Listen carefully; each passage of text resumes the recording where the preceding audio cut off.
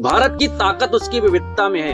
भाषा, संस्कृति और परंपराएं हमारी असली पहचान है, लेकिन कभी कभी यह विविधता विवाद का कारण भी बन जाती है। हाल ही में तमिलनाडु के मुख्यमंत्री एम.के. स्टालिन और उनकी पार्टी डीएमके ने केंद्र सरकार की 3 भाषा नीति का विरोध किया है।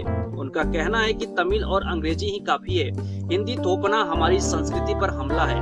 7.5 करोड़ की आबादी और लगभग 80% से ज्यादा साक्षरता दर वाले तमिलनाडु जैसे प्रगतिशील राज्य में यह बहस और भी गंभीर हो जाती है।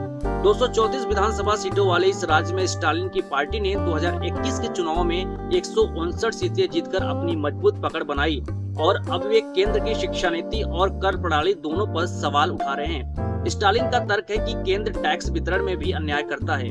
वे कहते हैं कि हम 1 रुपया टैक्स देते हैं तो बदले में हमें सिर्फ 29 पैसा ही मिलते हैं। यही वजह है कि उन्होंने सुप्रीम कोर्ट में भी केंद्र की नीतियों को चुनौती दी।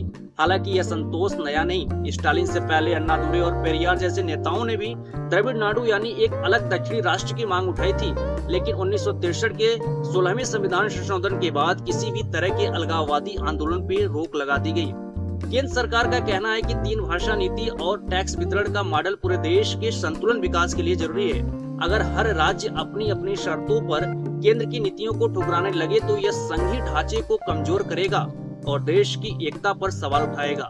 वहीं विपक्ष का मानना है कि स्टालिन चुनाव से पहले जनता की सहानुभूति हासिल करने के लिए यह मुद्दा गरमा रहे हैं। इस विवाद के सकारात्मक पक्ष में यह कहा जा सकता है कि तमिलनाडु अपनी भाषा और सांस्कृतिक अस्मिता को बचाने के लिए मजबूती से खड़ा है, जिससे क्षेत्रीय पहचान को बल मिलता है। लेकिन नकारात्मक पक्ष यह है कि केंद्र की बात न मानना राज्य के लिए आर्थिक और सामाजिक नुकसान ला सकता है।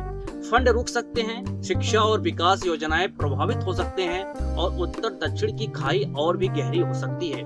सच यही है कि भारत का संविधान किसी राज्य को अलग होने की इजाजत नहीं देता, इसलिए इस तरह की मांगे व्यवहारिक नहीं बल्कि राजनीतिक रणनीति ज्यादा लगती हैं। निष्कर्ष यही है कि भारत की असली ताकत उसकी विविधता और अखंडता दोनों में है।